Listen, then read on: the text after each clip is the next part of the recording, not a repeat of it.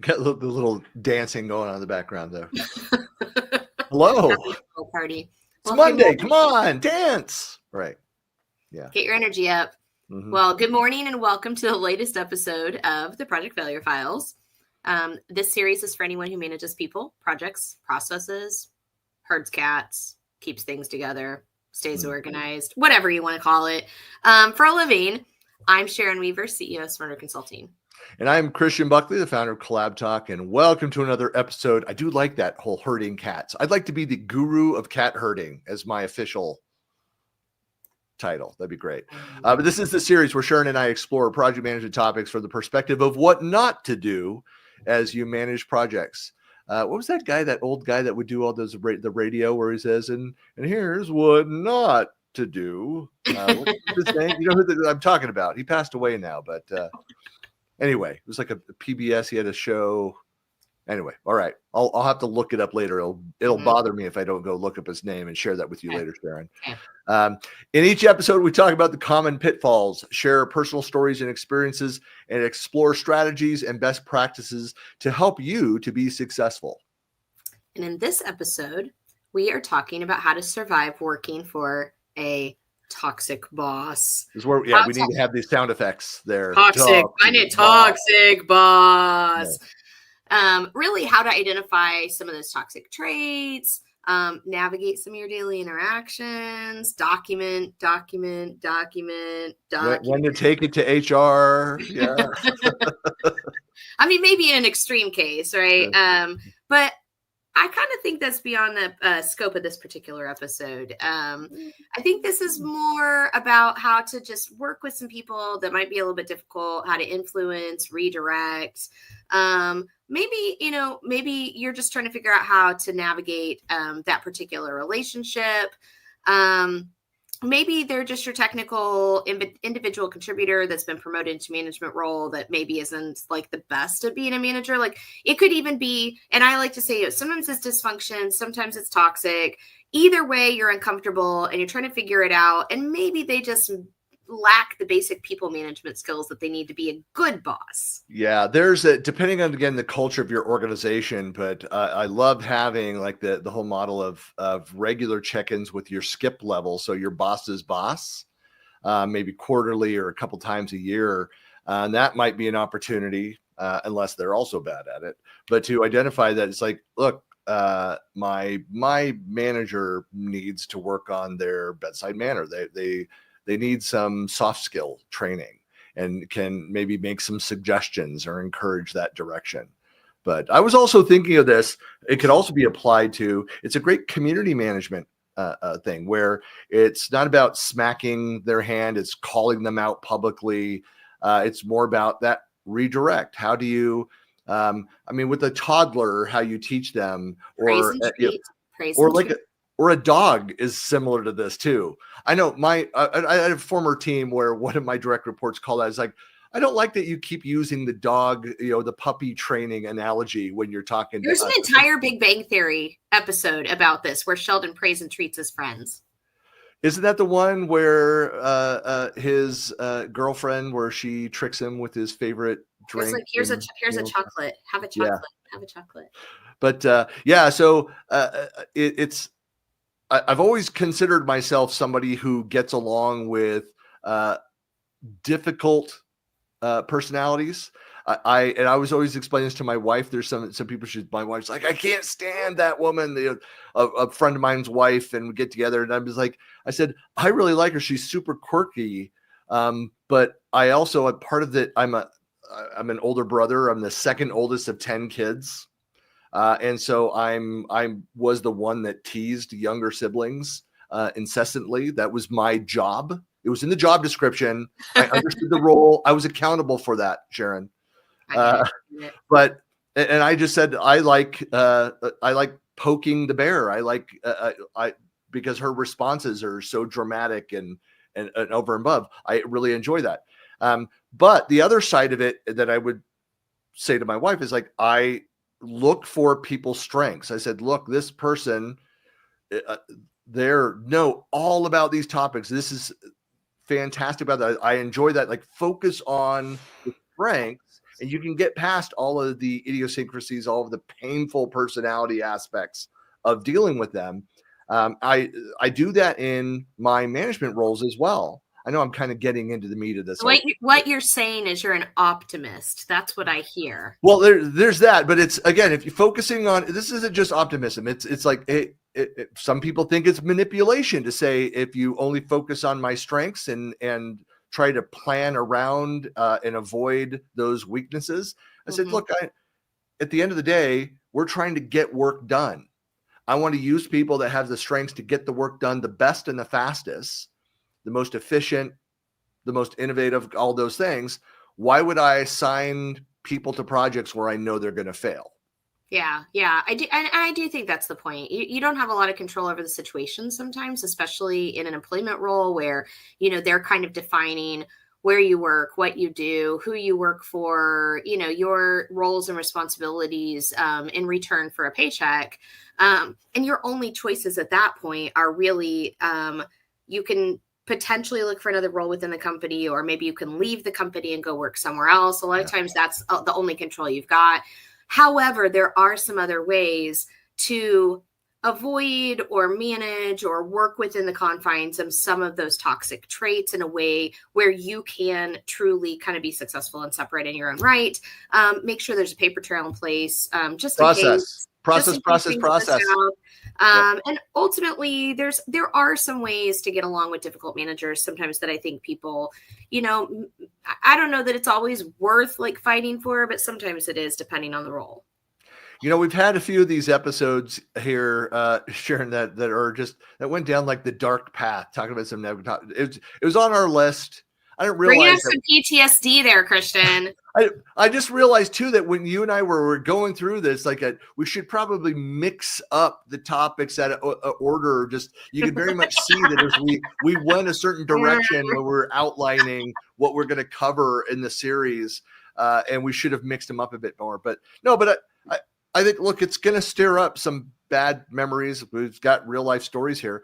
But it should be a good conversation regardless. And as with every episode, of course, folks, if you have other stories to tell, comments, feedback, please let us know, comment. If we don't get to it during the show, we will follow up after the show. We watch YouTube, we respond. We're now starting to get, months ago, so when we first started, feedback out on YouTube comments or out on the blog. And so we will respond to every one of those. So please do that. And of course, I'll do this. I'll get better at this as well. Sometimes I forget. You can follow us out on the socials. You can follow us on X, I think. We're X on and LinkedIn. Socials. We're on all of them. We're everywhere. You want to find past episodes. Everything's out on YouTube under Buckley Planet. And of course, go and sign up for Project Failure Files. I guess I can pull this back and share the image here. But the website has a placeholder website. There's more coming later this year. But sign up for the newsletter. You can leave comments there as well. Let's jump into it, I think. Yeah, let's get started. I know we both have plenty of stories. I can honestly say, as a woman that's been in technology and very heavily in software development for 30 years, I have definitely come across my share of dysfunctional and toxic managers. I mean, I've had a fair share of really great managers too. So just to put it out there, like, we're not saying everybody's dysfunctional or toxic, but I definitely have experienced plenty of dysfunctional and toxic managers. And this is everything from when you think about, sexism, all the way to individual contributors. And we've talked about this before, but individual contributors that were fantastic, maybe developers or fantastic individual contributors that were pushed into a management role because they were so good at their job that now all of a sudden they're the lead or they're the manager, but they have no idea how to manage a team or to manage people. Or they don't like that aspect of the job. They don't want to. Right. It's no, I mean, I think everybody's had experience with a micromanager. So where they're standing over you, and having worked in, operations organizations, having worked, early in my career as an hourly employee, and where they're watching that, it's like, there's reasons for micromanaging. What are people working on and going and do that? I mean, I certainly I've done similar things as a project manager. I have watched people closely where they were angry that I was micromanaging them, but because they were not doing a good job and I was having to take extra steps. Micromanagement versus accountability, maybe a Right. little different. Well, that's why I think the fast. label of toxic manager is probably too strong for that. I would say that more accurate is dysfunctional management style. But it again, to be a micromanager around somebody who's on their career trajectory is going down, they're failing at the role, and so you maybe have a more work performance plan and you're working more closely with them, they would view it as toxic and micromanagement. You're saying necessary to whether we salvage your job or not here. Are you capable of doing this? Right. No, but toxic or dysfunctional traits, micromanagement, if they're inconsistent or unclear on their expectations, trying to lock them down, if they're unwilling to put their name to their signature on a decision and maybe shift blame if things go wrong or take credit. I caught in a very large meeting a senior manager taking credit for something that I did flat out. I have so many t-shirts in my closet, Christian, that say I came and all I got was this lousy t-shirt because my manager took the credit. Yeah. So I actually, in that experience, I went to that person afterwards and I said, that was BS. And I used strong language there. But I, called them out and said, oh, well, they know the details. I said, no, you're going to make sure you're going to do this right. And you're going to do a follow-up email to the leadership team and explain it's like that you had nothing to do with all this, that it was my team. It wasn't me personally. It was my team. I was involved in it. Give credit to everybody. Right. And the person did it. So give them credit for that. Yeah. In the passion, the excitement of that meeting in front of the VP, but anyway, dismissing feedback or failing to look through and really recognize that not just the contributions, but the feedback that may have gone a different direction. And so if there's a culture of fear, of favoritism, where you feel isolated, all of those things, because you've got dysfunctional management. Because it's a manager's job, whether you're a project manager, like as a PM, I'm not managing people, I'm managing the project. I still try to make sure, does everyone have a voice? Do you feel like you could come and speak up on this? Here, I'm trying to be transparent and do that. As a people manager, I try to do the same thing. This is what we're working on. What needs to be shared? Where do you need help? What are you good on? What do you need me? What can I do to unblock this project for you? How can I help? Well, and culturally, we are dealing with humans. Guys, remember, we're dealing with humans.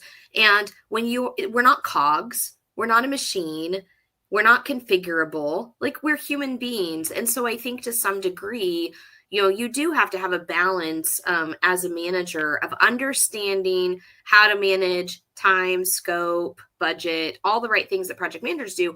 But you also need to have that EQ that allows you to understand that people are human and help to manage your resources within.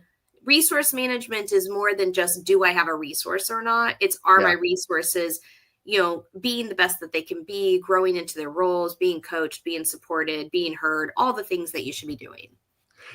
We've both worked in technical organizations our entire careers. I mean, one of the things that I've seen, again, that individual contributor that's promoted up into management, they don't know what to do. They don't really enjoy that side of it, and they're not doing all of the manager things that they should.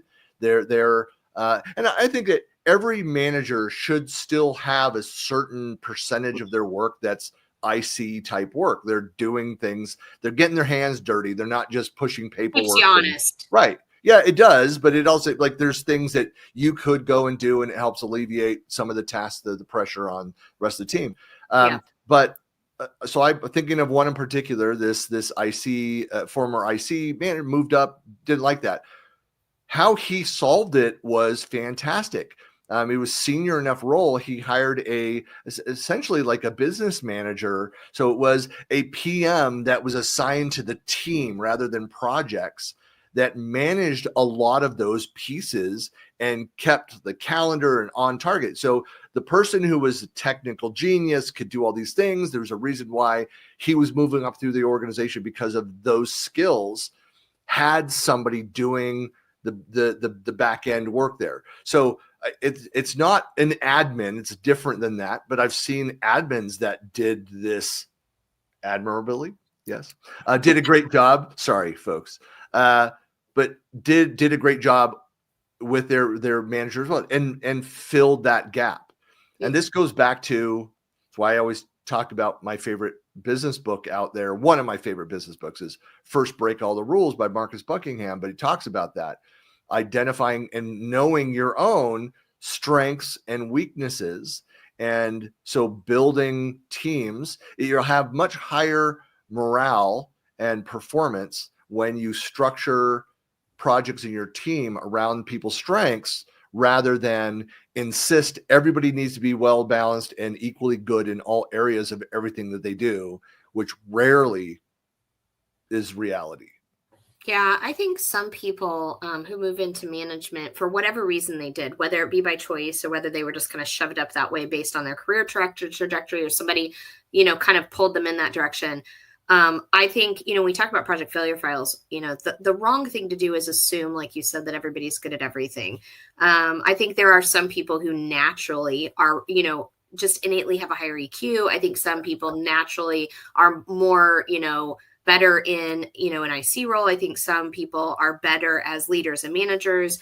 And I think everybody has a mix of that. And I think when you think about what you're at on different levels, if this is a role you want to keep doing, first of all, if you don't want to do it, hand it off to somebody else who does want it, because there's plenty of other people who would like to be a manager or leader and allow you to go back to doing the thing that you were great at.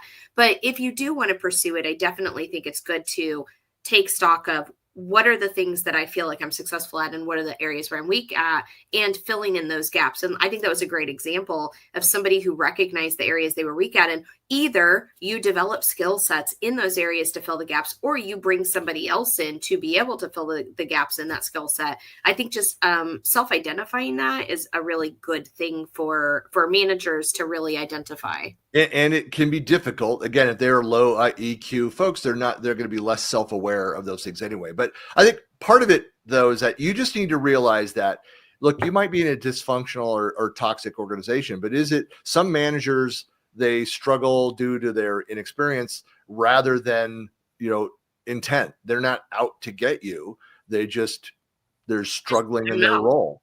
And I won't use the word incompetence in that, but sometimes that's the case. Again, there's good people who can be incompetent as well. You've got to be clinical approach. Look at this.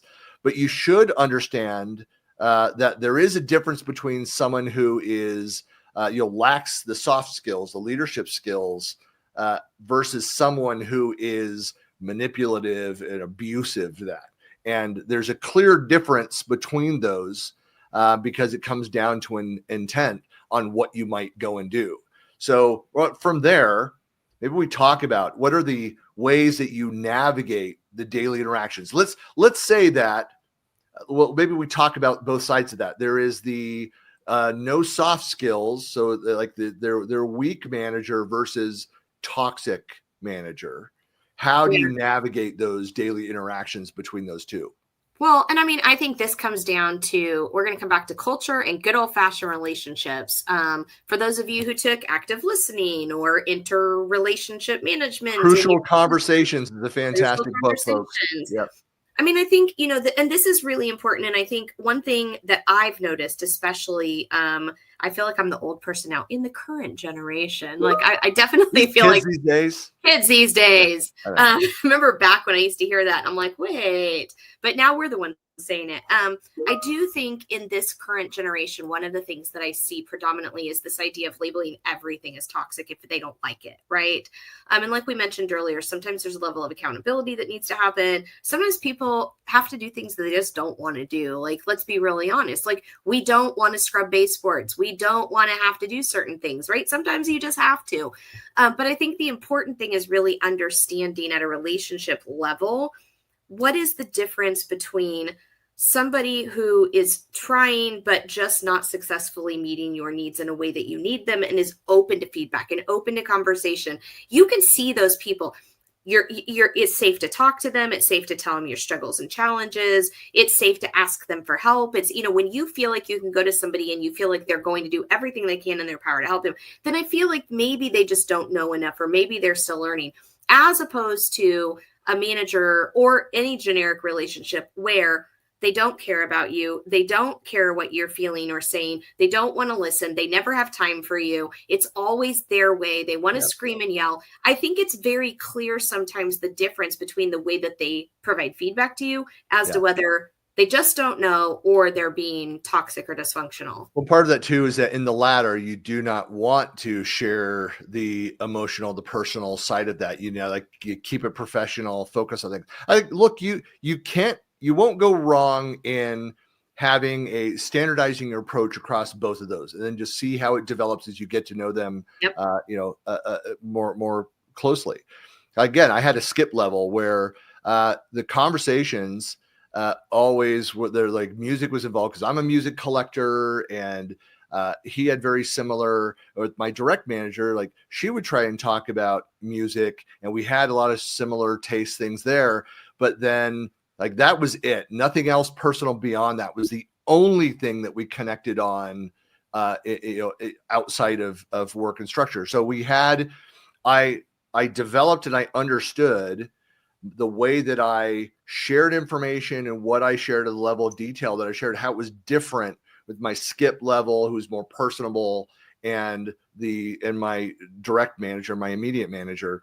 And so I would go in with, again, I go back to my 4-blocker model and that, the quadrant, that approach. I had the detail behind that to go into, but I could say, like, here's where it is. Here's where I need your help. Here's what I need you to go and do. And this decision that's made, we're waiting for this piece. If you could have a conversation. So I would get very specific, where I would say, I drafted this email. If you can modify it, personalize it, if you agree with this, but if you send this over to unblock this, we need do this. And I've had managers throughout my career that loved that. And I love that and that's, again, understand my communication style. When my direct reports would come in, or people on projects would come and say, hey, I need you to do this. This is where we are. Be very specific, be intentional. Here's what I need you to go and do. And that helps me. So think about that, adapting your communication style. And then the other side of it is about boundaries, having boundaries, knowing if you're feeling like you're getting attacked constantly by this person, their personality, then you need to protect your own well-being. So if you can be clinical in your approach, if they still look for ways to attack you personally, any attack personally, maybe it is an HR discussion. Yeah, I agree. I think ultimately, and I coach a lot of women on this too, it's that idea of setting your own expectations for yourself and managing yourself, and then saying, these are my expectations, these are my boundaries, this is what I'm okay with, and this is what I'm not. And then, like you said, if it goes outside of those boundaries, and I've had a lot of people who have come to me and said, okay, I can't decide, is this an HR issue or not an HR issue? And I'll listen to it. And I'm like, well, tell me the situation, right?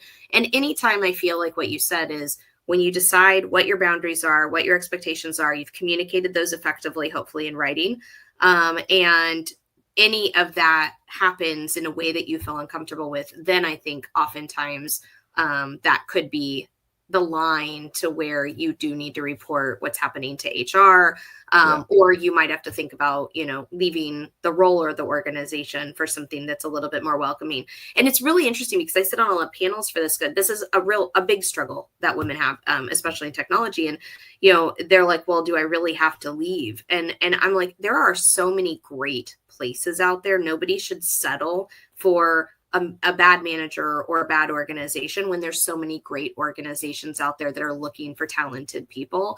Yeah. And so I think, you do have to know yourself, and you need to think about, what do I want? And it's not about, if it's, to your point, it's not, is it right or wrong, or is it good or bad? Is it a fit for me? Is this giving me more of what I need, or do I need to find that elsewhere?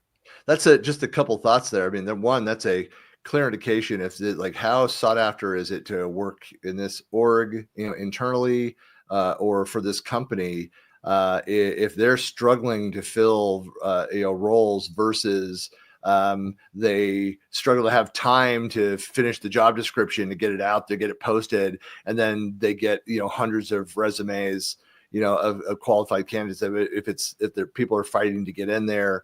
If everybody internally wants to move over to that organization, that's usually the good sign of a healthy organization and strong opportunities. But you have to be, I agree with that. Have clear boundaries, protect your own health and well-being is so important there. Also, we've talked about previously, like, you manage your own career. Mm-hmm. I bringing somebody that I hired one time, we had a conversation where he had very clear career track, what he was trying to do. And he knew he wanted his foot in the door. He's like, this isn't the ideal role. He says, honestly, it's a lateral move financially, things around it. It's like, but I see the upward potential long-term for it. And I told him, I said, look, here's the difficulties in this org. And just to be aware of, and you're coming in at this role, this is where you're going to struggle. I said, I want you because you're overqualified for this role. It's like, but I would highly recommend you stay in this role a minimum of 2 years, if not 3 years, before you go jump and look at other internal opportunities. And he did exactly that. He kind of got in, understood it. It's one of those, I just love it when people listen to your advice and then follow that. Be like, life goes so much. I'm trying to help you. I told you the right answer. Here's the right answer. And so this is, which is kind of another point of finding allies within the organization is so critical. Mm-hmm. So his name was Steve. So Steve and I could have, sorry, I am using real names out there. So we had very frank conversations about the culture, about the difficulties of things. So he was in an IC role working for me. I brought him in. He was there for about 2.5, 3 years, and then moved over to another team inside the same broader organization. But he also, it was great because he had come from a people manager, like a frontline worker role, frontline manager role. And so he understood a lot of the difficulties I was having. And so it's somebody that I could go and have a conversation with about some of the difficulties in this organization. And so it's good just to have, and I had other colleagues across the organization that were at the same level and some senior.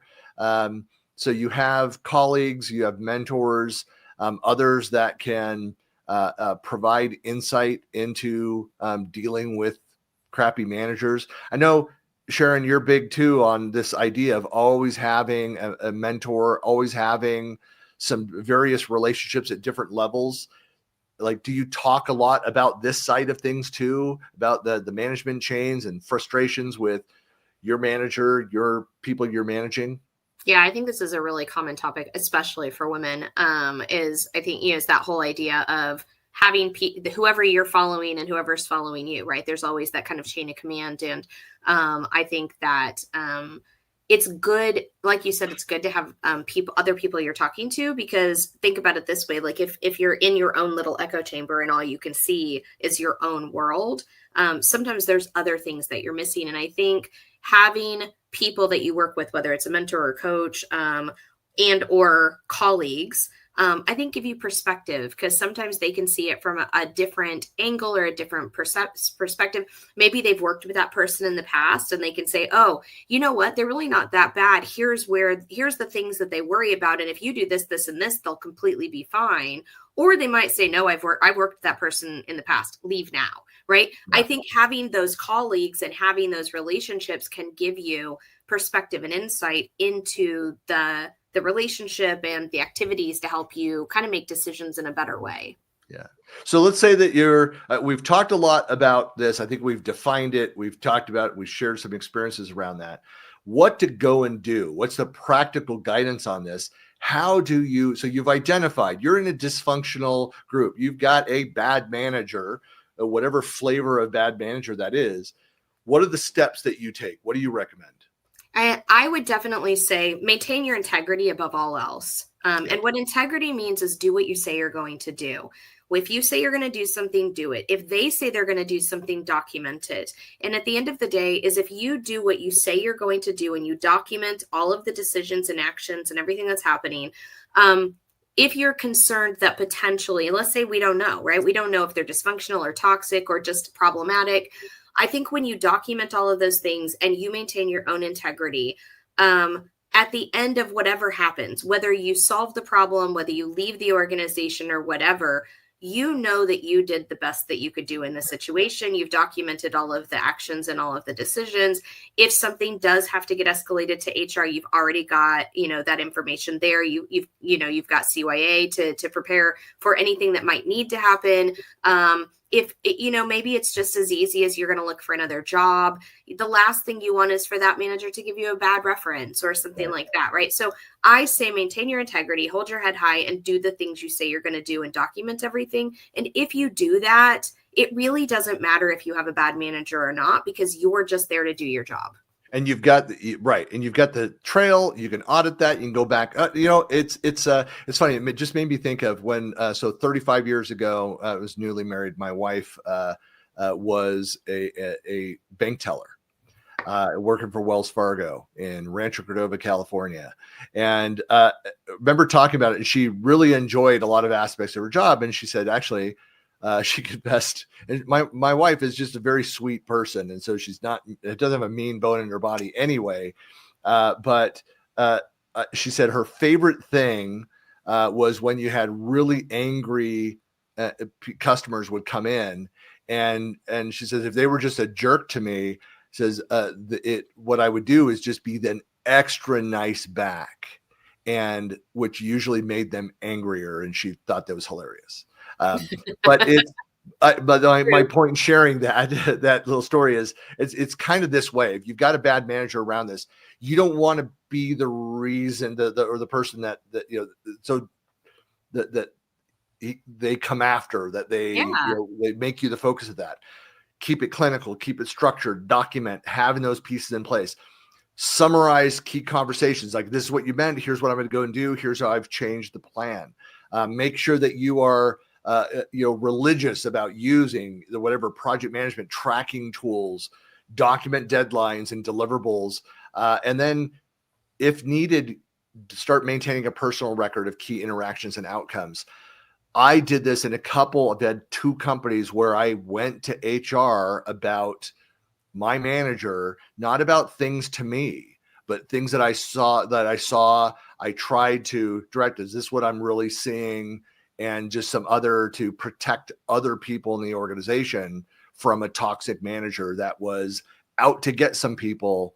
And I kept using the phrase, I still use it occasionally. It's like the data does not support that opinion. The data does not support, that decision around these good employees.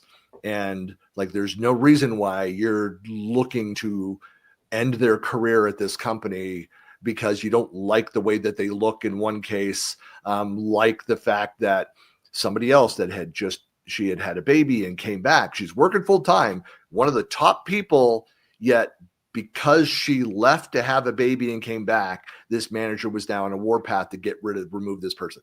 So things like that, document those things because HR will require if you have to go that route. But also there's like, when do you speak up? Like that side of it. Like, do you want to pick the scab? Do you want to like pull it up and reopen a wound on something or other? Like what's the line? Is it where they're impugning your integrity, like that side of it, or is there a clear line of delineation, of demarcation you crossed? Right. It depends on for different people. I would say the last thing that I would add to that is don't ever use a bad manager as an excuse to do a bad job. Never. Right. I see so many people who are like, well, I couldn't because my boss. I didn't because my boss. And my answer to them, and I coach people all day long on this, is don't ever use a bad boss as an excuse to do a bad job. You just don't do it. Like you said with your wife, do a better job so that there is literally no question that it had nothing to do with you. And all it will do is shine the light on somebody else. And I think, when is it time to speak up? This gets really personal, and a lot of people have different levels of what they're willing to tolerate and what they're not willing to tolerate. But I do feel like when it's putting you at any level of risk, so if it's putting you at a risk of mental health problems, physical health problems, potentially losing your job over it, anything that's going to put you in a risky category, I think is the time when you feel like you're at risk, but you're doing your job and maybe even doing it a little better than you think you should be.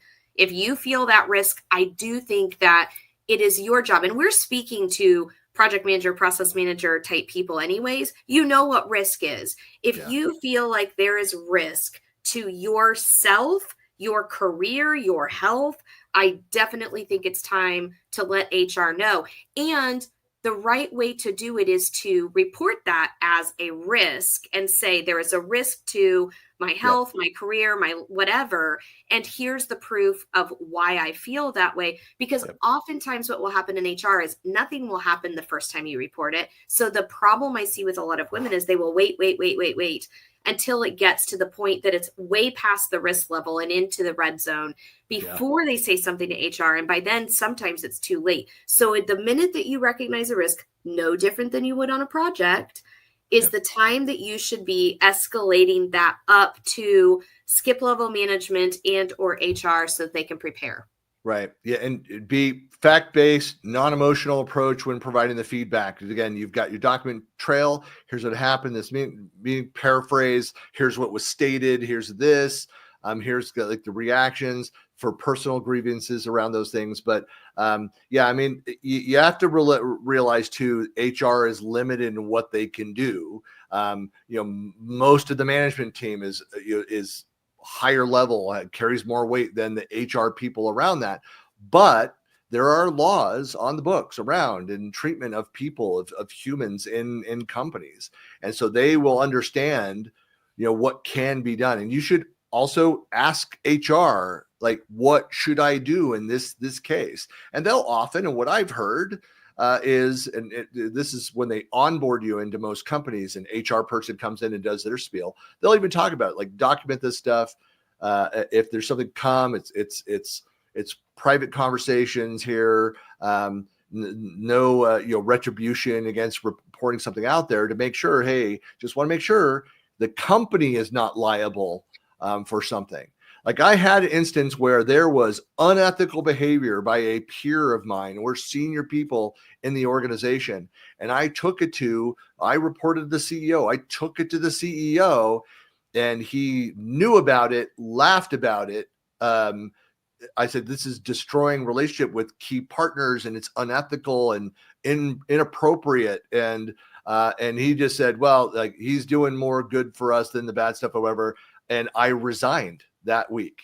Mm-hmm. So I said, that was my integrity saying, if you can't recognize that how damaging this is to the brand, to the story, for my ability to go do my job, I can't just hide behind this because I'm paid well and we're doing cool things. There are other jobs out there. I'm not going to reduce my integrity by remaining here. And so I said, you leave me no other choice. If he had made the right decision and cleaned house, then sadly it was like another year and a half or whatever. And he then finally had to take that, and it because it got like the investors in the company were involved in. We see that so often, right? We see that where people report people and it takes them a long time to really identify them as, too much of a risk. And I agree with you. I think if you're doing the right thing, you have your integrity, you've reported the stuff, and you decide it's time to leave, sometimes it's just not a good match. I mean, I think if they want to try to solve the problem, that's up to you if you want to work with them. But at the end of the day, like if it's impacting you in any way, your health, your stress, your family, your career options, you always have to prioritize yourself. And sometimes you just need to leave the organization and go somewhere else. And it's not always a bad thing. I mean, sometimes it's just good for your career to find different opportunities. Yeah, it is. You've got to be smart too. You've got to be careful as many openings that are out there. It's very competitive. It's still a hiring manager's world out there versus the person looking for a job. So plan for it, have an exit strategy. I mean, start things like refresh your resume, your LinkedIn profile, start discreetly networking, let trusted people out in industry know that you're looking around at opportunities, because I mean, most people they can't afford to be without a paycheck. And so they're actively looking while they're actively working. And so just be very careful about that. If you can move internally and remain there, great. But leverage, that's why networking is always so important anyway. But then I think kind of to your point, like don't allow a bad manager to stain like your last few months with that. If you are going to move on, learn from the experience. It'll help you to be more resilient in the future. And also look at the failings of that manager to realize, like, to do some self-reflection of your own leadership skills. Is this something that, I need to work on myself? But certainly you'll be more aware of those traits. Make it part of your reverse interview. When you go and interview for a job, they're interviewing for a role. It's equally important that you are interviewing them, especially Absolutely. around the cultural aspects. Yes. And the number one reason that people leave jobs is bad managers. They don't like their manager. That's the person you spend the bulk of your time with. That's the person who ultimately kind of defines your day-to-day experience. And so I agree with you. This is something, when I coach women, especially on, getting, going into new places, use that information to interview your new employer and make sure it is going to be a good fit. Yeah. And so some of the key takeaways that hopefully people are getting out of this. Yes, bad managers, they can impact morale and productivity, but there are ways to navigate this situation. And so, managing up, going to your skip level or elsewhere, setting boundaries, of course, document. We talked about a couple of weeks back, the CYA is so important anyway for project managers. So if you are clinical in your approach and structured in your documentation, then you're going to have the paperwork trail that you need if something does not go well. And it's important to know where to escalate or when to move on and have that strategy. So I don't know, call to action here, Sharon. What would you say? Like, reflect. Yeah, definitely reflect on your own experiences. Think about how can you do things better in the future, and that it's a two-way street, right? How can I be a better employee or a better individual contributor? How can I be a better leader? How can I help my leadership people don't think about this. For years and years and years, I had a mantra. My job was to help my leaders look good, right? That was my whole job. And whatever it meant in my job was to help them look good. Right. And I think if you take that seriously and you reflect on that, when you get to your next organization, if you don't want to make your leaders look good, maybe it's not the right person to be working with. And so you need to look at that in your next organization of, is this somebody that I can really get behind and support? Yeah. Look, we're all going to experience bad leadership at some point in our careers. That what matters, again, you manage your career, you own your how you react to things. Like, getting angry is a choice. Getting, if I'm in an industrial accident and my hand is cut off, I may lose control for a little while. But in all other situations, maintain control. How you respond and take control of your career trajectory. I mean, again, it's up to you.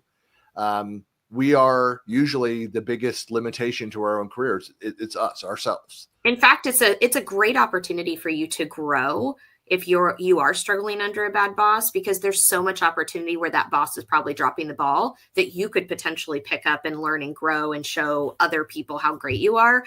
So I always look at, those almost as much as opportunities as I do as frustrations, because it helps you grow as a person.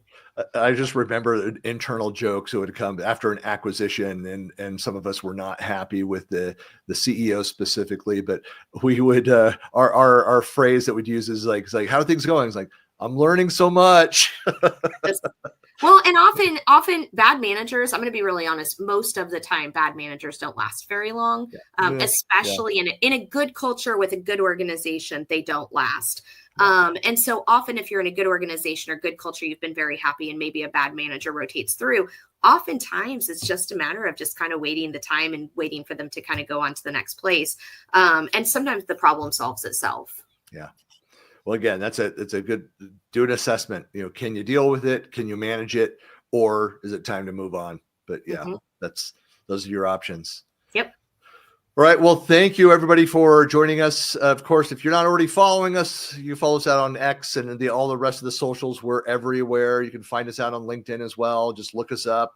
Drop us a note. If you watch the show, always put a note, always put a comment when you're reaching out through LinkedIn. Say, saw your show, would love to stay connected. Because if it's not an obvious, especially if you're coming from an industry that doesn't make sense to us, like why is this person reaching out to me? Who are they? Leave a note, saw your show. That's always great. If you want to find back episodes, you can find everything out on YouTube. Just go, we've got the playlist that's all over the place. Check out the back episodes around this. Of course, we're every Monday morning. If you'd like to get the reminders, the email newsletter that's starting up soon, then just go to projectfailuresfiles.com and sign up there. And I guess I could pull up one more time here. That's what it looks like. So you can leave us a note. You can sign up for the newsletter there. All super simple at projectfailurefiles.com. And we will be back next Monday, every Monday. We're always at the same time, same bat time, same bat signal at 9 a.m. Pacific with another topic. So we'll see you then. Bye.